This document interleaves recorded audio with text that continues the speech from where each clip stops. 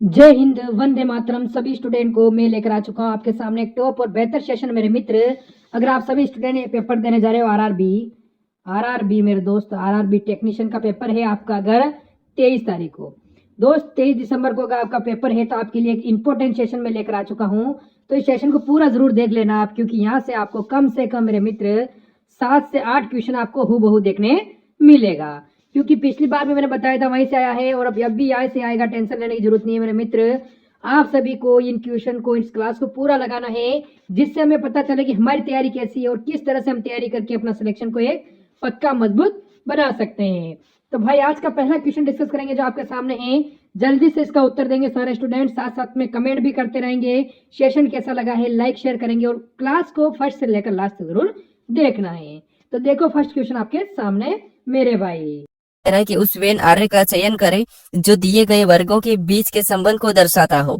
यानी हमें यहाँ पर संगीत दिया है, आवाज दिया, नृत्य दिया है, इनके बीच वेन डायग्राम कैसा बनेगा ये प्रश्न हमें पूछा है। ठीक है, देखिए जब भी हम वेन डायग्राम के प्रश्न को सोल्व करते हैं सबसे पहले हम क्या करते हैं, एक एक शब्द का डायग्राम बनाते हैं। तो यहाँ पर हमें क्या दिया है, संगीत दिया है, आवाज दिया, नृत्य दिया है। तो यहाँ पर हम क्या करेंगे, एक एक शब्द का डायग्राम बनाएंगे। तो यहाँ पर मान लीजिए सबसे पहले हम क्या करते हैं, संगीत का डायग्राम बना लेते हैं। तो ये हमने क्या किया, संगीत का डायग्राम बना लिया। ठीक है, उसके बाद फिर हम यहाँ पर क्या करेंगे, दूसरे शब्द का बनाएंगे जो कि हमें यहाँ पर दिया आवाज। अब आवाज का डायग्राम बनाने से पहले हम ये देखेंगे कि जो हमने यहाँ पर संगीत का डायग्राम बनाया है कि संगीत का आवाज से कोई संबंध है या नहीं है। तो आप कहोगे यहाँ पर संगीत जो आवाज के अंतर्गत आता है तो इनका संबंध है। यानी आवाज का डायग्राम कैसा बनेगा, तो यहाँ पर बाहर से बनेगा और संगीत इसके अंदर हो जाएगा। ठीक है, उसके बाद फिर हम यहाँ पर क्या करेंगे, तीसरे शब्द का बनाएंगे जो कि हमें यहाँ पर दिया नृत्य। अब नृत्य का डायग्राम बनाने से पहले हम ये देखेंगे कि हमने यहाँ पर संगीत और आवाज का डायग्राम बनाया है, क्या इनका नृत्य से कोई संबंध है या नहीं है। तो आप कहोगे इनका कोई भी संबंध नहीं है, तो यहाँ पर नृत्य का डायग्राम कैसा बनेगा, इनसे अलग बनेगा। अब आपके मन में यहाँ पर डाउट आ रहा होगा कि यहाँ पर संगीत का संबंध नृत्य से हो सकता है और नृत्य संगीत के अंतर्गत आता है। तो ऐसा नहीं, देखिए संगीत के अंतर्गत ताल आती है, आवाज आती है, नृत्य नहीं आता है। नृत्य एक शरीर की एक्टिविटी है। ठीक है, तो डायग्राम कैसा बनेगा हमारा, कुछ इस टाइप से बनेगा। ऑप्शन में देखेंगे तो ऑप्शन नंबर हमें यहाँ पर ए में दिया है, तो ऑप्शन नंबर ए हमारा यहाँ पर सही जवाब हो जाएगा। ठीक है, अब चलिए हम बढ़ते हैं प्रश्न 2 पे। अब दूसरे नंबर का प्रश्न दिया है। अब प्रश्न कह रहा है कि दी गई श्रृंखला में प्रश्न चिन्ह के स्थान पर क्या आएगा। यानी हमें यहाँ पर एक श्रृंखला श्रेणी दी है और इसी में प्रश्नवाचक चिन्ह दिया है, यहाँ पर कौन सी संख्या आएगी ये हमें बताना है। ठीक है, देखिए जब भी हम श्रृंखला के प्रश्नों को सोल्व करते हैं तो सबसे पहले हम संख्या को ध्यान से देखते हैं कि संख्या कैसे लिखी है, क्या किसी का वर्ग लिखा है या फिर किसी का घन लिखा है, फिर सम संख्या लिखी है, विषम संख्या लिखी है, अभाज्य संख्या लिखी। तो यहाँ पर अगर हम संख्या को ध्यान से देखते हैं तो यहाँ पर संख्या हमारे पास वर्ग दिखाई दे रही है, एक दूसरे का वर्ग दिखाई दे रहा है। ठीक है, जैसे यहाँ पर देखिए पहली संख्या हमारी क्या है, 2 है और 2 के बाद यहाँ पर 4 लिखा है, यानी यहाँ पर 2 का वर्ग करके अगली संख्या लिखे। उसके बाद फिर आगे देखेंगे तो यहाँ पर देखिए 4 के बाद क्या लिखा है, 16। यहाँ पर भी क्या करा, 4 का वर्ग कर दिया और 16 लिखा है। फिर आगे देखेंगे तो यहाँ पर 16 के बाद क्या लिखा है, 256। यहाँ पर भी देखिए 16 का वर्ग करके अगली संख्या 256 को लिखा है। तो उसी तरीके से हमें अगली संख्या बताना, तो यहाँ पर क्या करेंगे, हम 256 का भी वर्ग कर लेंगे। अब देखिए 256 तक तो किसी को वर्ग याद नहीं होता है, तो हम क्या करेंगे, यहाँ पर 256 गुने 256 कर लेंगे। ठीक है, क्या करेंगे, 256 गुने 256 कर लेंगे तो हमारा आंसर निकल जाएगा। अब देखिए अगर आप यहाँ पर एक ट्रिक लगाओगे, यानी कि इकाई अंक से सोल्व करोगे तो आपका प्रश्न कुछ ही सेकंड में सोल्व हो जाएगा। जैसे सबसे पहले क्या होगा, यहाँ पर 6 6 36, यानी यहाँ पर क्या आएगा, इकाई अंक 6 आएगा। ऑप्शन में दिखाई देंगे कि इकाई अंक कहाँ पर 6, तो ऑप्शन में देखेंगे तो यहाँ पर 1 है और यहाँ पर 7 है और यहाँ पर 3 है। इकाई अंक हमें केवल ऑप्शन नंबर सी में दिखाई दे रहा है, तो हमें पूरा यहाँ पर सोल्व करने की जरूरत नहीं। ऑप्शन नंबर सी हमारा इस प्रश्न का सही जवाब होगा। अब अगर सोल्व भी करोगे तो यहाँ पर वही आंसर आएगा। ठीक है, ऑप्शन नंबर सी। अब चलिए हम बढ़ते हैं प्रश्न 3 पे। अब तीसरे नंबर का प्रश्न दिया है। अब प्रश्न कह रहा है कि नीचे दिए गए विकल्पों में से संबंधित अक्षरों को चुनिए। यानी यहाँ पर जिस प्रकार ग्रुप का संबंध TILF के से, उसी प्रकार स्टडी का संबंध किससे होगा ये हमें बताना है। ठीक है, तो ये हमारा एनालॉजी का प्रश्न है। तो हम सबसे पहले यहाँ पर ये पता करेंगे कि यहाँ पर ग्रुप का संबंध TILF कैसे कैसे, उसी प्रकार हम यहाँ पर स्टडी का बताएंगे। ठीक है, तो यहाँ पर देखिए सबसे पहले हमें यहाँ पर क्या दिया, लेटर दिया और यहाँ पर भी हमें लेटर दिया है। तो हम क्या करते हैं, यहाँ पर देखते हैं क्या क्रॉसिंग मेथड है, रिवर्स मेथड, या फिर यहाँ पर प्लस हो रहा है, माइनस हो रहा है, या फिर उनका विपरीत है। ये 3-4 चीजें हम क्या करते हैं, अल्फाबेट में चेक करते हैं। ठीक है, तो यहाँ पर देखिए अगर हम देखेंगे तो यहाँ पर जी का यहाँ पर क्या लिखा है, T लिखा है, और आर का कोड यहाँ पर क्या लिखा है, I, और यहाँ पर ओ का क्या है, L, और यहाँ पर यू का F, और यहाँ पर P का K। अगर हम इनको ध्यान से देखें तो आपको पता होगा ये इनके ऑपोजिट है, यानी कि विपरीत है। ठीक है, तो यहाँ पर देखिए जिससे जी का विपरीत क्या है, जी का विपरीत है, तो यहाँ पर T लिखा है, आर का विपरीत आई है तो यहाँ पर आई लिखा है, ओ का विपरीत एल है तो यहाँ पर एल लिखा है, यू का विपरीत एफ है तो यहाँ पर एफ लिखा है, पी का विपरीत के है तो यहाँ पर के लिखा है। तो उसी तरीके से यहाँ पर स्टडी में भी हम क्या करेंगे, इन लेटर का विपरीत बताएंगे। तो यहाँ पर देखिए एच का विपरीत क्या है तो एच है तो यहाँ पर हम एच लिखेंगे, टी का विपरीत क्या है तो टी का विपरीत जी है तो जी लिखेंगे, यू का विपरीत क्या है तो यू का विपरीत एफ है तो एफ लिखेंगे, डी का विपरीत क्या है डब्ल्यू तो हम यहाँ पर डब्ल्यू लिखेंगे, और वाई का विपरीत क्या है वाई का विपरीत बी है। ठीक है, ये हम ऑप्शन में देखेंगे। ये अगर हम ऑप्शन में देखते हैं तो ऑप्शन नंबर हमें यहाँ पर सी में दिखाई दे रहा है, तो ऑप्शन नंबर सी हमारा यहाँ पर सही जवाब होगा। ठीक है, अब चलिए हम बढ़ते हैं प्रश्न 4 पे। अब 4 नंबर का प्रश्न दिया है। अब प्रश्न कह रहा है कि दिए गए विकल्पों में से असंगत को चुने। यानी हमें यहाँ पर 4 विकल्प दिए हैं, इनमें से 3 किसी न किसी प्रकार के समान है लेकिन एक अलग है, उसका ही हमें यहाँ पर क्या करना है, चयन करना। ठीक है, तो यहाँ पर हमें संख्या दी है, तो यहाँ पर हम संख्या को देखेंगे क्या वर्ग लिखा है या फिर घन लिखा है। तो यहाँ तो ना किसी का वर्ग लिखा है और ना ही किसी का घन लिखा है। तो यहाँ पर क्या कर सकते हैं, देखिए अब यहाँ पर सम विषम देखते हैं, तो यहाँ पर सारी की सारी संख्या हमारी कौन सी विषम संख्या दिखाई दे रही, सम तो एक भी नहीं है। तो फिर यहाँ पर क्या कर सकते हैं, यहाँ पर हम देखते हैं अभाज्य संख्या। लेकिन अभाज्य संख्या हमारे पास यहाँ पर 2 संख्या जो 37 और 41 2 अभाज्य संख्या है, हमें तो यहाँ पर एक अलग बताना है। तो यहाँ पर क्या कर सकते हैं, अब देखिए यहाँ पर हम क्या करेंगे, लॉजिक लगाएंगे डिजिट का योग। यहाँ पर देखिए 39 का आपस में जोड़ देंगे, 39 को आपस में जोड़ेंगे 3 और 9 कितने होंगे 12। उसके बाद यहाँ पर 35 को भी आपस में जोड़ेंगे तो 3 और 5 कितने होंगे 8। ठीक है, उसके बाद यहाँ पर 37 को भी आपस में जोड़ेंगे तो यहाँ पर 3 और 7 10, यहाँ पर कितना हो रहा है 10। उसके बाद यहाँ पर 41 को भी आपस में जोड़ेंगे तो 4 और 1 कितने होंगे 5। अब यहाँ पर देखिए आपको यहाँ पर कोई अलग दिखाई दे रहा है तो आपको होगा, देखिए 12 सम संख्या है, 8 सम संख्या है, 10 भी सम संख्या है, लेकिन हमारा ये जो 5 है ये विषम संख्या है, अभाज्य संख्या है, तो ये अलग है। तो यही वाला ऑप्शन हमारा असंगत होगा, ऑप्शन नंबर डी। ठीक है, अब चलिए हम बढ़ते हैं प्रश्न 5 पे। अब 5 नंबर का प्रश्न दिया है। अब प्रश्न करे कि विलुप्त संख्या को ज्ञात कीजिए। यानी हमें यहाँ पर इन आकृति दी है और इनमें एक प्रश्नवाचक चिन्ह दिया है, यहाँ पर कौन सी संख्या होगी ये हमें बताना है। ठीक है, देखिए जब भी हम क्या करते हैं लुप्त संख्या के प्रश्न को सोल्व करते हैं तो सबसे पहले हम क्या करते हैं कि प्रश्नवाचक चिन्ह कहाँ पर है ये देखते हैं। तो प्रश्नवाचक चिन्ह हमारा यहाँ पर है बीच में, तो हम देखेंगे कि इसी की जगह बाकी की संख्या कैसे लिखी हम चेक करते हैं। जैसे यहाँ पर 60 कैसे लिखा है और यहाँ पर 39 कैसे लिखा है, इन संख्या का पता करके फिर हम क्या करेंगे, सेम तरीके से यहाँ पर संख्या को बताएंगे। तो सबसे पहले हम यहाँ पर 39 और 60 को पता करेंगे। तो यहाँ पर देखिए इनको कैसे पता करेंगे, सबसे पहले यहाँ पर क्या लिखा है 3 7 और यहाँ पर 6 लिखा है। इन संख्या को ऐसा क्या करें कि हमें यहाँ पर 39 मिले, सेम तरीके से यहाँ पर भी इन संख्याओं के साथ ऐसा क्या करें कि हमें यहाँ पर 60 मिले। ठीक है, दोनों में एक ही तरीका लगाना है। तो यहाँ पर देखिए सबसे पहले क्या करते हैं, हम जोड़ के देखते हैं। तो 3 और 7 को जोड़ेंगे तो 10 और 10 में हम 6 को जोड़ेंगे तो 16 हो रहा है, और यहाँ पर कितना लिखा है 39। तो जोड़ के तो कुछ होगा नहीं। अगर हम इनका क्या करते हैं आपस में गुणा करते हैं तो यहाँ पर देखिए 7 से कितने होते हैं 42, कितने हो जाएंगे 42, और ऊपर वाली संख्या को अगर हम घटाते हैं 42 में से तो कितने बचेंगे 39, और 39 यहाँ पर है। यही तरीका दूसरी आकृति में लगाते हैं। तो यहाँ पर क्या करेंगे, सेम तरीके से नीचे वाली संख्या का गुणा करेंगे। तो 12 3 कितने होते हैं तो 36 होते हैं। ठीक है, और ऊपर वाली संख्या को भी यहाँ पर क्या करेंगे माइनस कर लेंगे सेम तरीके से। तो 36 में से 4 माइनस करेंगे मतलब 32 बचेंगे, और यहाँ पर क्या लिखा है 60 लिखा, मतलब ये तरीका नहीं लगेगा। तो फिर यहाँ पर क्या कर सकते हैं, देखिए अगर हम यहाँ पर नीचे वाली संख्या को जोड़ देते हैं तो 7 से कितने हो रहे 13 हो रहे हैं। ठीक है, और ऊपर वाली संख्या को क्या करते हैं हम गुणा कर देते हैं, यानी 13 का 3 गुणा करते हैं तो 13 3 कितने होते हैं 39 होते हैं। यहाँ पर 39 दिया है। इसी तरीके से हम दूसरी आकृति में पता करते हैं। तो यहाँ पर भी क्या करेंगे सेम तरीके से इनको जोड़ देंगे। तो 12 3 कितने होंगे 15, और 15 को भी क्या करेंगे ऊपर वाली संख्या के साथ गुणा कर देंगे। तो 15 चौको कितने होते हैं 60, और 60 भी यहाँ पर लिखा है। यानी दोनों आकृति में हमारा एक ही तरीके से आंसर आ चुका है बीच वाली संख्या। तो इसी तरीके से यहाँ पर हम क्या करेंगे बताएंगे संख्या। तो इनको जोड़ लेंगे।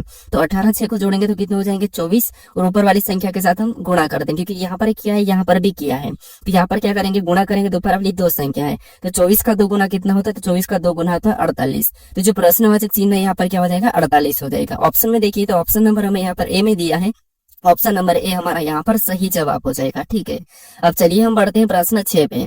अब 6 नंबर का प्रश्न दिया है। अब प्रश्न करा कि यदि ईयर बराबर 235 टीक बराबर 72 38 है तो कराटे बराबर क्या होगा, ये प्रश्न हमें पूछा है। ठीक है, तो ये हमारा कोडिंग डिकोडिंग का प्रश्न है। तो यहाँ पर हम पता करेंगे कि ईयर बराबर 235 कैसे लिखा है और टीक बराबर 32 38 कैसे लिखा है, ये हम चेक करेंगे। ठीक है, तो ये हमारा कोडिंग डिकोडिंग का प्रश्न है। अब देखिए हम कोडिंग डिकोडिंग के प्रश्नों को सोल्व करते तो क्या करते हैं, जब भी लेटर से संख्या लिखी हुई मिलती है तो उन लेटर को हम क्या करते हैं संख्या में बदलते हैं। ठीक है, तो यहाँ पर देखिए जैसे ई दिया है तो ए ABCD में कितने नंबर पे आता है, तो आप होगे 5 नंबर पे आता है।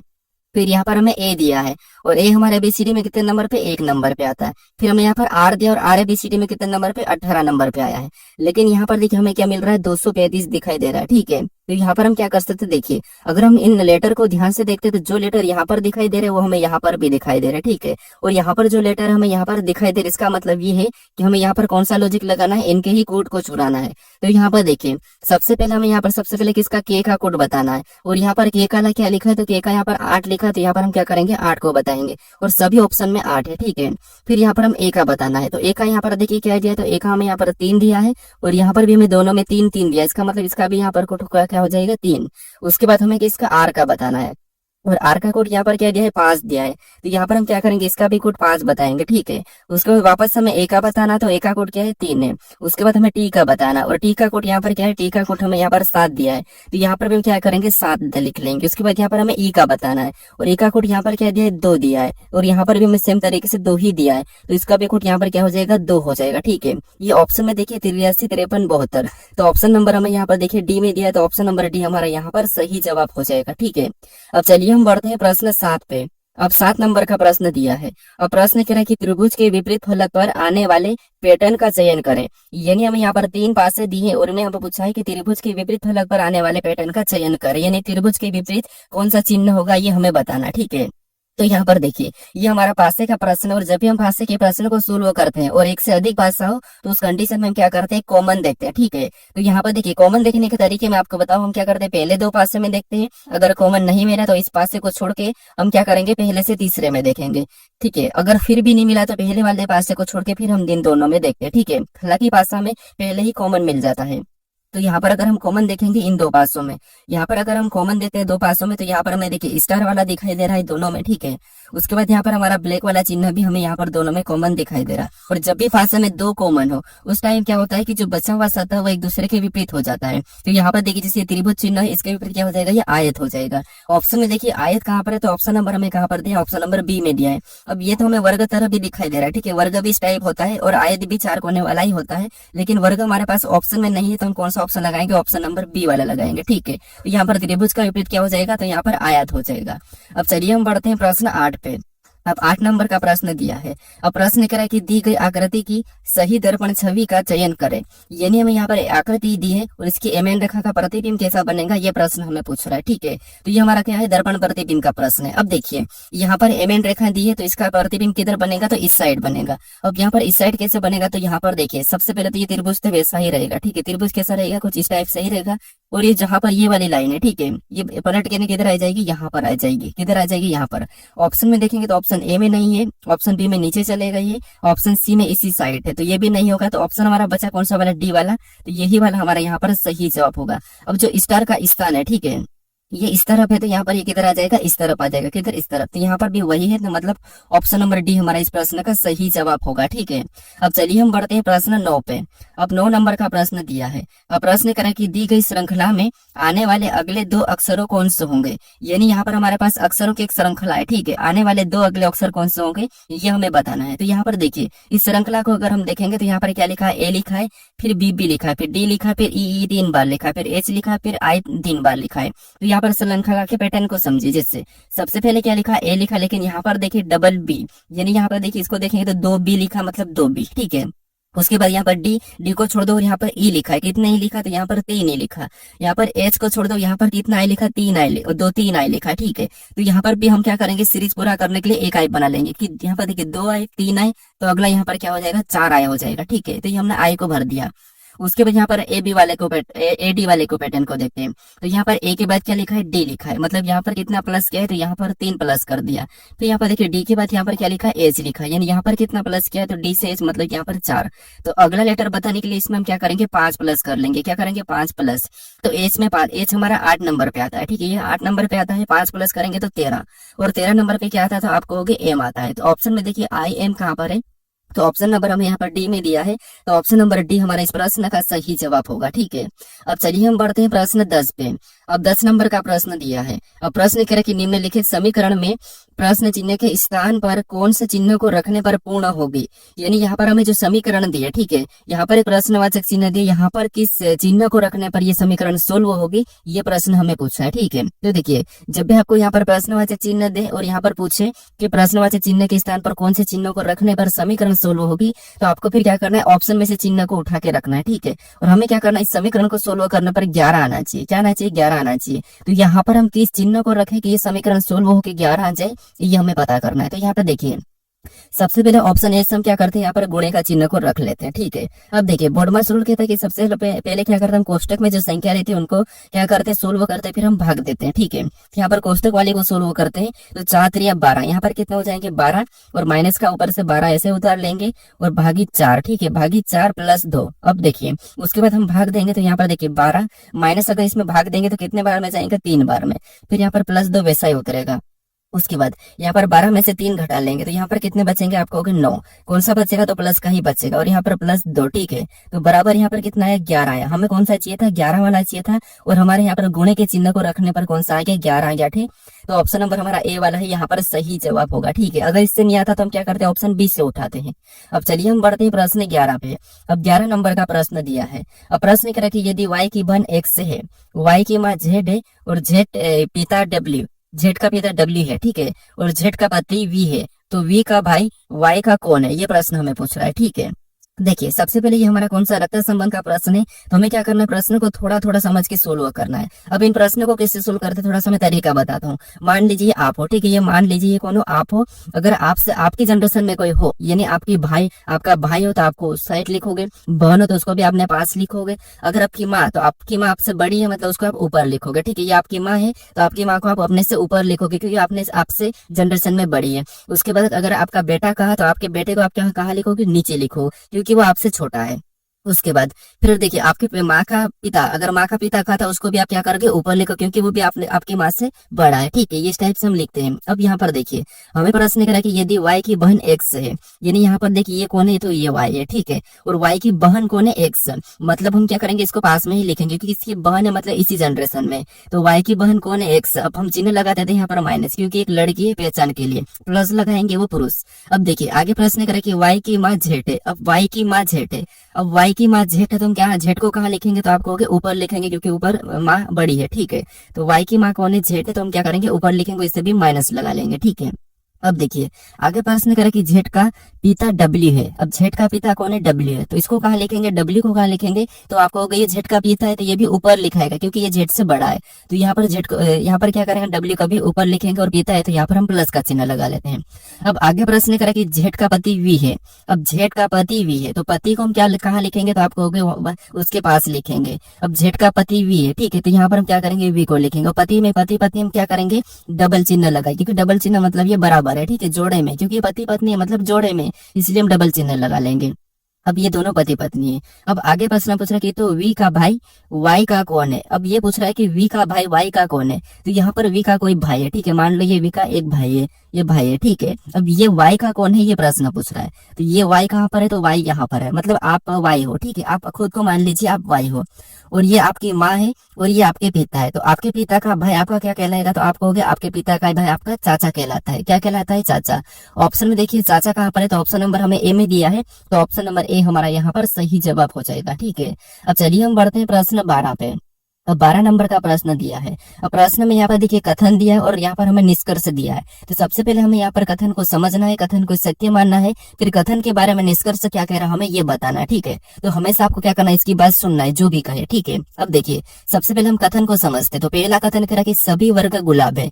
हम डायग्राम के समझते कि जितने भी, देखिए वर्ग का मैं भी प्रतीक लेता हूँ, ये जितने भी वर्ग है, ठीक है, ये अपने आप में क्या है, वर्ग है, और जितने भी वर्ग सभी की सभी क्या है, तो यहाँ पर कह रहा है कि गुलाब है। क्या है, गुलाब है, तो यहाँ पर क्या करेंगे, इनको गुलाब के अंदर बना लेंगे। ठीक है, क्योंकि जितने भी वर्ग सभी के सभी गुलाब है, तो ये गुलाब के अंदर बन गए। ठीक है, उसके बाद अब यहाँ पर दूसरा क्या कह रहा है, तो दूसरा कह रहा है कि कुछ गुलाब तोते हैं। अब यहाँ पर कह रहा है कि कुछ गुलाब तोते हैं, तो यहाँ पर क्या करेंगे, कुछ गुलाब को तोते में ले लेंगे। ठीक है, ये तोते का डायग्राम बनाए हैं, और कुछ गुलाब तोते हैं मतलब ये तो, ये मतलब टी मतलब तो, ठीक है, तोता। अब यहाँ पर कुछ गुलाब तोते हमें यहाँ पर हमने बना लिया। अब यहाँ पर तीसरे को देखेंगे, तो तीसरा यहाँ पर कह रहा है कि कोई तोता वर्ग नहीं है, कि यहाँ पर कोई भी तोता वर्ग दिखाई दे रहा है, तो आपको अगर नहीं दिखाई दे रहा है, ठीक है, क्या नहीं दिखाई दे रहा, तो ये डायग्राम सही बन रहा है। अब इसके बारे में निष्कर्ष क्या कह रहा है हम ये देखेंगे, तो यहाँ पर निष्कर्ष निष्कर्ष पहला कह रहा है कि कुछ तोते गुलाब है।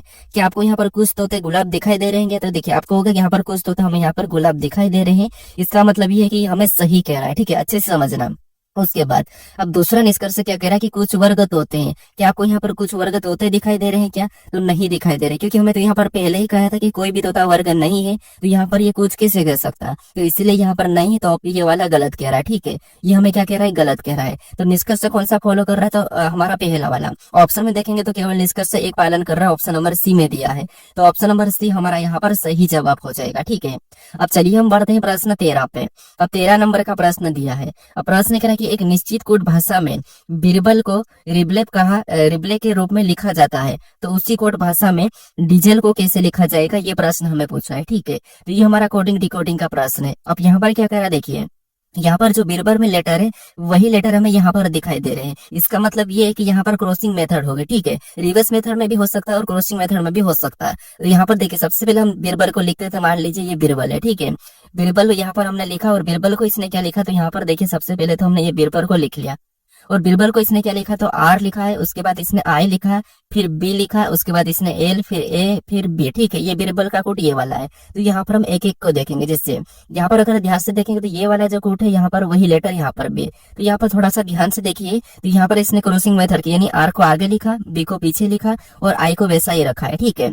सेम तरीके से इधर भी देखिए, ये क्रॉसिंग बी को पीछे लेके और ए को सीधे, यानी ये क्रॉसिंग मेथड किया है। तो इसी तरीके से हम यहाँ पर क्या करेंगे, डीजल का भी बताएंगे, ठीक है। तो ये देखिए डीजल को भी हम ऐसा ही लिख लेते हैं। यहाँ पर देखिए हमने ये डीजल लिख लिया। इसके बाद अब क्या करेंगे, इसमें भी हम क्रॉसिंग मेथड करेंगे, ठीक है। तो डीजल हमने ये लिखा है, ठीक है। अब क्रॉसिंग मेथड करते हैं। तो क्रॉसिंग मेथड में आपको पता है क्या होगा, तो सबसे पहले यहाँ पर ये होगा, फिर ये होगा, तो देखिए ये सामने आ जाएगा, ठीक है, ये आगे आ जाएगा और आई हमारा वैसा ही रहेगा, ठीक है। वही वाली क्रॉसिंग मेथड यूज करना है और डी हमारा यहाँ पर पीछे चले जाएगा। वापस इधर भी क्रॉसिंग करेंगे तो एल आगे आएगा और एस पीछे जाएगा, ठीक है, और ये बीच में आ जाएगा। ये कहाँ जाएगा, बीच में आ जाएगा। यहाँ पर जो क्रॉसिंग मेथड है सेम क्रॉसिंग मेथड हमने यहाँ पर भी किया है। तो ये हम ऑप्शन में देखते हैं कि EIDLES कहाँ पर है। तो ऑप्शन नंबर हमें ए में दिया है, तो ऑप्शन नंबर ए हमारा यहाँ पर सही जवाब होगा, ठीक है। अब चलिए हम बढ़ते हैं प्रश्न 14 पे। अब 14 नंबर का प्रश्न दिया है। अब प्रश्न करा कि यदि आज 23/2/2012 के दिन गुरुवार है, तब आज से 51 दिन बाद कौन सा दिन होगा, ये प्रश्न हमें पूछा है, ठीक है। यानी आज अगर गुरुवार है तो आज से 51 दिन बाद कौन सा दिन होगा, ये प्रश्न हमें पूछ रहा है। तो देखिए जब भी आपको कभी भी आज से कितने भी दिन पूछे, आज से कितने भी दिन पूछे, कितने भी दिन बाद कौन सा दिन होगा ये पूछे, तो आपको क्या करना है, उसमें हफ्ते में कितने दिन, 7 दिन होते, तो उसमें आपको 7 से भाग दे देना है। जिससे यहाँ पर हमें पूछा कि 51 दिन बाद कौन सा दिन होगा, तो यहाँ पर हम क्या करेंगे, 51 में 7 से भाग दे देंगे। अब देखिए 7 से भाग देंगे तो आपको पता है कितनी बार में कटेगा, तो ये पूरा कर देगा 13 बार में। शेष पर हमारे पास रिमाइंडर कितना बचा, तो आपको 0 बचा है। अगर रिमाइंडर 0 बचता है तो दिन कौन सा होता है, वही होता है। यहाँ पर अगर गुरुवार है तो वहां पर भी क्या होगा, गुरुवार ही होगा। तो ऑप्शन में देखिए, तो ऑप्शन नंबर डी हमारा इस प्रश्न का सही जवाब होगा, ठीक है। 15 नंबर का प्रश्न दिया है। अब प्रश्न करा है कि शब्द दिल्ली के सभी अक्षरों का उपयोग करके कितने सार्थक शब्द बनाए जा सकते हैं, ठीक है। अब देखिए काफी सारे स्टूडेंट इसमें कंफ्यूज होते हैं कि यहाँ पर सार्थक शब्द हम कैसे बनाए, ठीक है। तो हमें यहाँ पर दिल्ली शब्द दिया है, ठीक है, इनके अक्षरों का उपयोग करके कितने सार्थक शब्द बनाए जा सकते हैं, ये प्रश्न पूछ रहा है। तो देखिए जब भी आपको कोई सा भी शब्द दो, कितने भी लेटर दो, आपको सार्थक शब्द कैसे बनाना, तो यहाँ पर आपको लेटर को गिनना है। जैसे यहाँ पर देखिए कितने लेटर है, 1 2 3 4 5, टोटल लेटर कितने, 5 है, ठीक है। कितने, 5 लेटर, तो इसका फैक्टोरियल बनाना कि कौन कितना बनेगा, 5 फैक्टोरियल बनेगा, ठीक है। कैसे देखिए हम लिखेंगे इसके 5 गुना 5 से कम 4 गुना 3 गुना 2 गुना 1, जहां तक 0 नहीं आया, ठीक है, ये लिखा हमने। अब इनमें गुणा करना है, तो यहाँ पर आप कहोगे 5 चौके 20, 20 3 60, 60 दूना 120, 120 कम 120, इसको गुणा करने पर कितना है, 120। ऑप्शन में देखिए 120 कहाँ पर है, तो ऑप्शन नंबर हमें यहाँ पर सी में दिया है, तो ऑप्शन नंबर सी हमारा यहाँ पर सही जवाब होगा। अब आप यहाँ पर आपके मन में डाउट आ रहा होगा कि सर एक सार्थक शब्द क्या होते हैं और 120 प्रकार के कैसे हो सकते हैं। तो यहाँ पर देखिए जिसे यहाँ पर क्या लिखा, थोड़ा सा समझिए, यहाँ पर हमें दिल्ली लिखाई दे रहा है। अब दिल्ली से हम दूसरा लेटर कैसे बना सकते हैं, देखिए डी को तो वैसा ही रख सकते हैं और जहाँ पर ई है यहाँ पर एल को रख हम क्या करते हैं, ई, फिर उसके बाद एच आई, ऐसे हम क्या करेंगे, इन लेटर को पलट के हम कितनी बार बना सकते हैं, 120 बार बना सकते हैं। एक ट्रिक है, अगर आप इसको ऐसे बनाओगे तो आपको काफी समय लग सकता है, इसलिए आपको क्या करना, लेटर को गिनना और फैक्टोरियल बना के क्या करना है, गुणा कर देना, ठीक है। तो हमारे कौन सा ऑप्शन नंबर सी वाला इस प्रश्न का सही जवाब है। अब चलिए हम बढ़ते हैं प्रश्न 16 पे। अब 16 नंबर का प्रश्न दिया है। और प्रश्न करें कि दिए गए विकल्पों में से उस शब्द का चयन करें जिसे दिए गए शब्दों के अक्षरों का उपयोग करके नहीं बनाया जा सकता है। यानी यहाँ पर लाफ्टर हमें दिया है, ठीक है, इसका उपयोग करके कौन सा शब्द नहीं बनाया जा सकता है, ये प्रश्न पूछा है। तो देखिए लाफ्टर में जो लेटर है, लाफ्टर में जो जितने लेटर है वही लेटर यहाँ पर होना चाहिए, अगर नहीं होगा वो नहीं बनाया जा सकता। तो ऑप्शन में देखिए, जिसे ऑप्शन में देखेंगे तो यहाँ पर जी है, उसके बाद यहाँ पर आर है, उसके बाद यहाँ पर यू है, फिर एन हमारे पास यहाँ पर कहीं भी नहीं है और टी है। मतलब यहाँ पर लेटर हमें यहाँ पर अलग दिखाई दे रहा है। जो लाफ्टर में है वो लेटर यहाँ पर नहीं है, ठीक है। जो लाफ्टर में लेटर नहीं है वो यहाँ पर है, मतलब इसको हम नहीं बना सकते हैं। और हमें पूछा था कि नहीं बनाया जा सकता है, तो नहीं कौन सा नहीं बनाया जा सकता, तो ऑप्शन नंबर ए वाला नहीं बनाया जा सकता है। तो ऑप्शन नंबर ए हमारा यहाँ पर सही जवाब होगा। ऑप्शन बी में चेक कर ले, यहाँ पर जी है, ठीक है, ए बी है, टी बी है, ई बी है, मतलब ये बन रहा है। यहाँ पर एच बी है, ए बी है, टी बी है, ई बी, ये भी बन रहा है। फिर देखिए आर बी है, ए बी है, टी बी है, ई बी है, यहाँ पर सारे लेटर है। तो ये तीनों ऑप्शन बन रहे हैं, ऑप्शन ए वाला नहीं बन रहा है, ठीक है। तो ऑप्शन नंबर ए हमारा इस प्रश्न का सही जवाब होगा। अब चलिए हम बढ़ते हैं प्रश्न 17 पे। अब 17 नंबर का प्रश्न दिया है। अब प्रश्न कह रहा है कि संख्या 46734 के अंकों में प्रत्येक को बाएं से दाएं की ओर आरोही क्रम में व्यवस्थित किया गया है। मूल संख्या की तुलना में कितने अंकों की स्थिति बदल जाएगी, ये प्रश्न हमें पूछ रहा है। यानी यहाँ पर ये कह रहा है कि अगर हम 46734 को आरोही क्रम में लिखते हैं, आरोही क्रम में लिखते हैं, तो यहाँ पर कितनी संख्याओं का स्थान आपस में बदलेगा, ठीक है, ये प्रश्न पूछ रहा है। तो यहाँ पर देखिए सबसे पहले क्या करना है आपको, अगर आप इसे डायरेक्ट करोगे तो आपको थोड़ा सा कंफ्यूज हो जाएगा। तो आपको क्या करना है, हमें क्या दिया है, तो यहाँ पर हमें 46 दिया है और 734 कितना दिया है, 46 734, ठीक है। अब इसको क्या करना है, तो इनको नंबरिंग कर लेना। कितने, तो देखिए ये 1 नंबर पे, ये 2 नंबर पे है, ये 3 नंबर पे, ये 4 नंबर पे, ये 5 नंबर पे, ठीक है। ये नंबर हमने कर लिया है। जैसे ये 4 है, ये कितने नंबर पे, 1 नंबर पे, ये हमारा कितना नंबर पे, 2 नंबर पे, ये हमारा 3 नंबर पे, ये 4 नंबर पे, ये सॉरी ये 5 नंबर पे, ठीक है। क्योंकि हमें यहाँ पर देखिए बाएं से दाएं कहा है। अब देखिए उसके बाद फिर हम यहाँ पर क्या करेंगे, इनको आरोही क्रम में लिखेंगे। अब आरोही क्रम का मतलब आपको पता है कि बढ़ते क्रम है, ठीक है, छोटे से बड़े की ओर मतलब बढ़ते क्रम में। तो यहाँ पर सबसे छोटा कौन है, तो आप कहोगे 3 है, तो हम यहाँ पर क्या करेंगे 3 को लिखेंगे। तो 3 हमारा कितने नंबर पे आ गया, कहोगे 1 नंबर पे। उसके बाद हम यहाँ पर 4 को लिखेंगे, 4 2 4 है तो 2 को एक साथ लिख लेते हैं। उसके बाद 6 है, फिर 7 है, ठीक है, 6 है 7 है, ये हमने आरोही क्रम में लिखा। उसके बाद इनके भी नंबर करते हैं। तो ये 1 नंबर पे आया, ये हमारा 2 नंबर पे, ये 3 नंबर पे, ये 4 नंबर पे और ये 5 नंबर पे आया। अब देखिए यहाँ पर देखेंगे तो 4 कितने नंबर पे, 1 नंबर पे, कितने नंबर पे, 1 नंबर पे। लेकिन यहाँ पर 2 नंबर पे और 3 नंबर पे आ रहा है, मतलब एक स्थान हमारा बदल गया, ठीक है, ये वाला हमारा बदल गया। फिर यहाँ पर 4 को और देखेंगे तो 4 यहाँ पर 2 नंबर पे आया, कि यहाँ पर 4 2 नंबर पे है क्या, तो आप कहोगे नहीं, 2 नंबर पे तो 6 आ रहा है, क्या आ रहा है, 6 आ रहा, मतलब ये दूसरा वाला भी बदल गया है, ठीक है। उसके बाद यहाँ पर देखेंगे 4 कितने नंबर पे, अब 3 नंबर पे आ रहा है, यहाँ पर 3 नंबर पे 4 आ रहा है क्या, तो आप कहोगे नहीं, यहाँ पर तो 3 नंबर पे 7 आ रहा है, मतलब ये भी स्थान बदल गया है। फिर यहाँ पर देखिए 6 नंबर, यानी 6 कितने नंबर पे आ रहा था, ये 4 नंबर पे आ रहा है, ये 4 नंबर पे यहाँ पर 6 आ रहा है क्या, तो आप कहोगे नहीं, 6 तो हमारा 2 नंबर पे आ रहा था, 4 नंबर पे तो 3 आ रहा था, क्या आ रहा था, 3 आ रहा था, तो ये भी स्थान बदल गया। यहाँ पर तो क्या आ गया, 6 आ गया।